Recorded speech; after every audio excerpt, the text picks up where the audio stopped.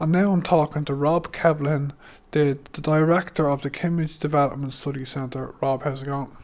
Great. You're very welcome to Kimmage, Darren. Thanks very much, Rob. Rob, I was looking at your website and I'm amazed to see you're on the go about 40 years. Could you tell us about the history, please, of the Kimmage Development Studies Centre and just kind of what you do, please? Yeah, well, I'd say we're one of the first generation of organisations in Ireland, NGOs that got involved in issues of development studies in the early 70s. We celebrated our 40th anniversary last year. And our origins were actually in the work of the Holy Ghost Fathers, the Spirit Congregation, who saw a need to train in the early 70s members of their own congregations in development work as part of their overseas experience. Obviously, since then things changed, vocations declined, and the centre developed into a centre that welcomed anyone of any denomination or no denomination who had an interest in development studies. And we've been at the forefront of education in this area ever since. Yeah, and what courses do you run here? Well, here in Kimmage Manor, we have a Masters in Development Studies, which is really our flagship programme. It's offered full-time or part-time, and it's offered online as well. So you have the option of taking it over a 12 or 13-month period, or studying flexibly while working, or even while working in Ireland, or indeed working overseas in the case of the online programme.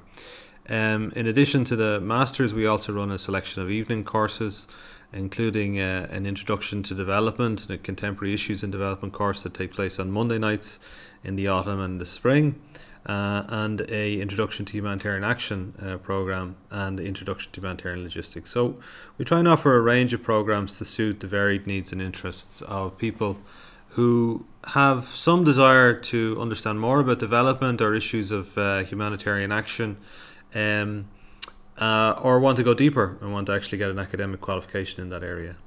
Yeah, and there's a course in education, like in education as well, isn't there?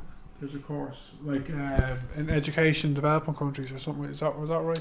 No, the Masters in Development Studies includes modules that focus on the work of development. So adult education would be one area that we draw from in imparting skills to practitioners to allow them to engage with populations when they're working. No, I thought I saw an evening course advertised for something about education or something like it's specifically on education in developing countries. No. No, we've been involved in various research seminars. For example, last September we did a seminar here that was around education during civil wars. So that was a one-day seminar that brought together researchers from all over the island of Ireland, from the north, including Queen's University in Belfast, down to Kimmage.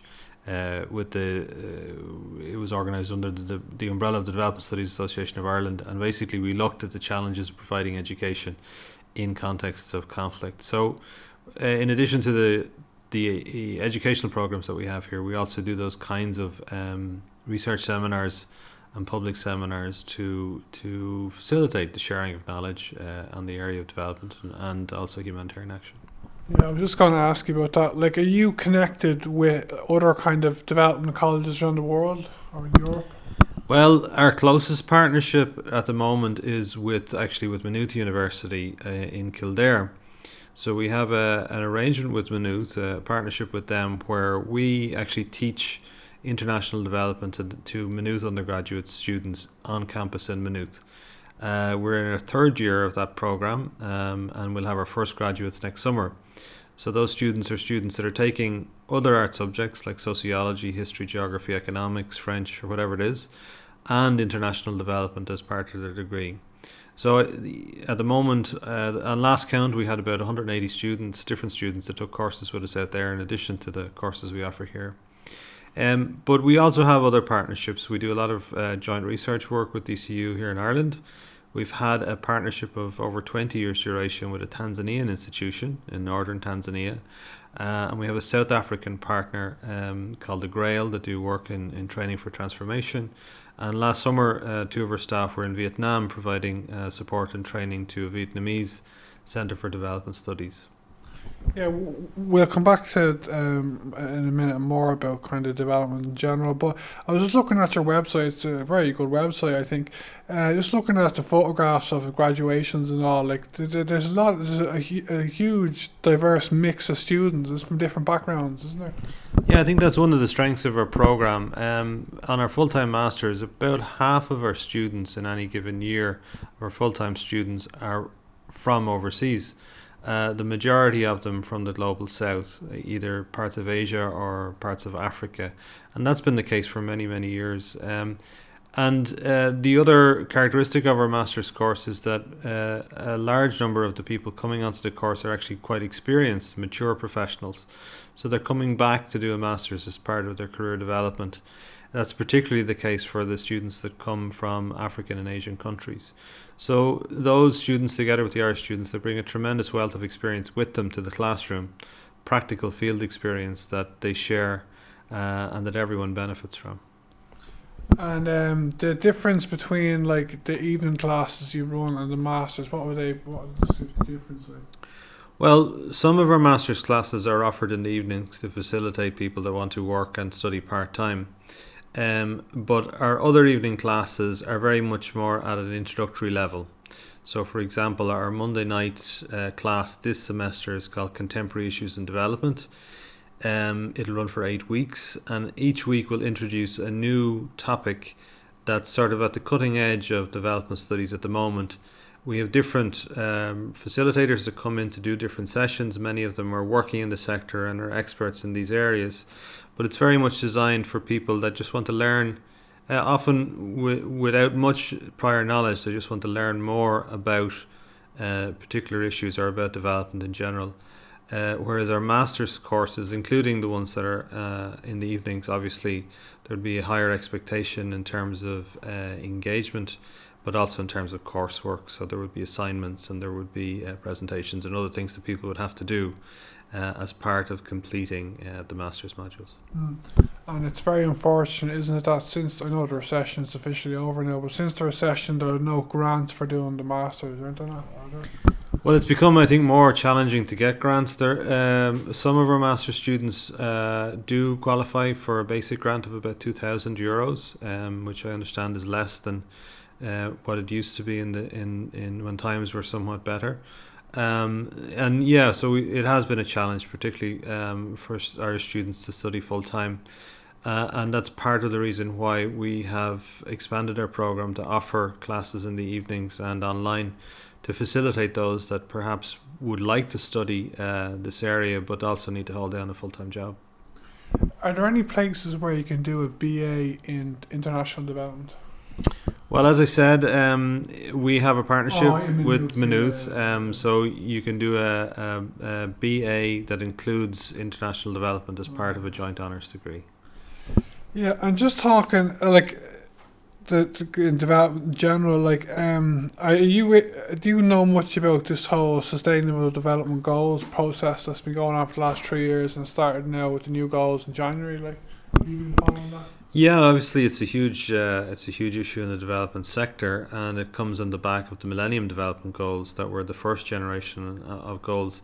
I mean, I think what's important about the Sustainable Development Goals is that they have in many ways reaffirmed the commitment of the international community to improving the situation of everyone on this planet. And I think the word sustainable is important here because it's a recognition of how issues of climate justice and climate change have become more and more important, not just to people in the global south, but to all of us. And that the only way that we can thrive as a planet is to both improve the conditions of people living in poverty and also change the way we live to become more sustainable in general. And I presume if you're doing if someone's doing any of your courses, they'll learn about kind of that whole process, really. Yeah, very much so. I mean, it's a key part of a number of different courses. One of our lecturers here, Tom Campbell, focuses on issues of sustainability and climate change. So there are particular modules that focus specifically on that topic.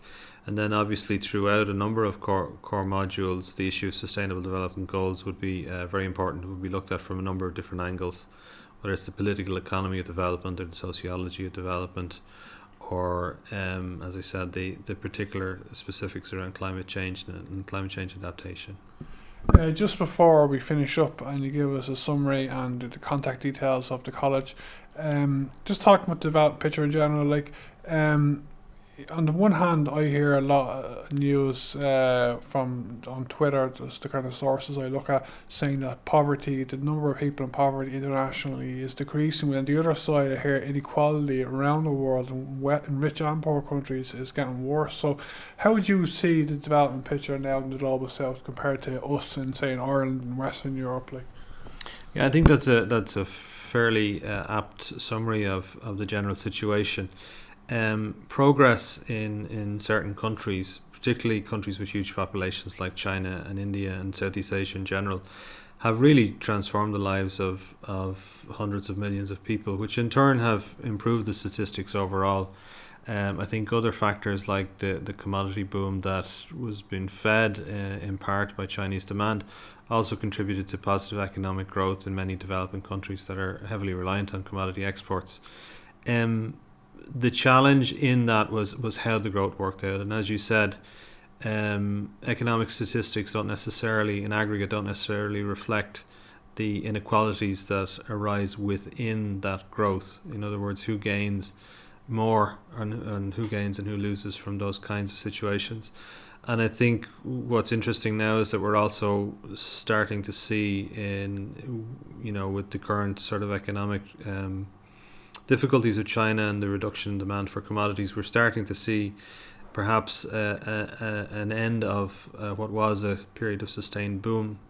Not quite a crash, but certainly a reduction in economic output that's particularly affecting poorer countries. So in many respects, the concern would be that perhaps in some countries at least, the opportunities that were there, as was the case in Ireland in the good times, are no longer there.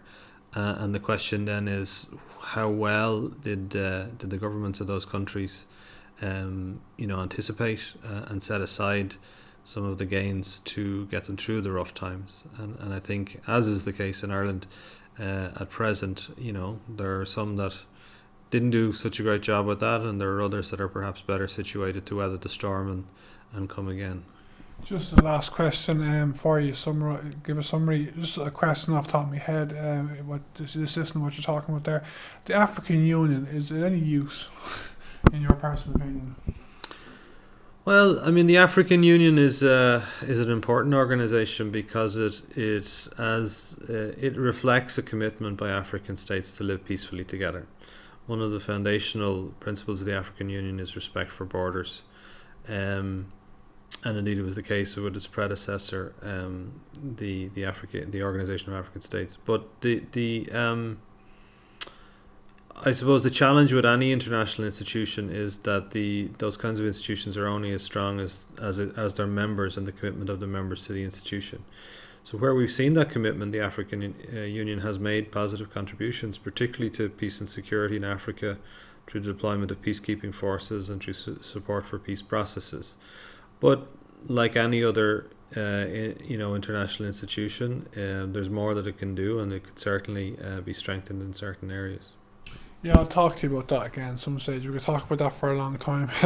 I'll talk about it now. Just do you want to just give a summary on the contact details of the college? And I'm attending the 8-week class now on Monday night for 8 weeks. So I'll be talking to hopefully some of the presenters as well. So I'll be talking to you again after the 8 weeks as well for maybe another summary, but other talk. But do you just want to go ahead? Yeah, so information about the work of the Kimmage Development Studies Centre can be found online at kimmagedsc.ie. That's KIMMAGEDSC.ie. And there you'll find details of all of our evening courses, our masters, and all the work that we do here in Ireland and overseas. Okay, Rob, thanks very much.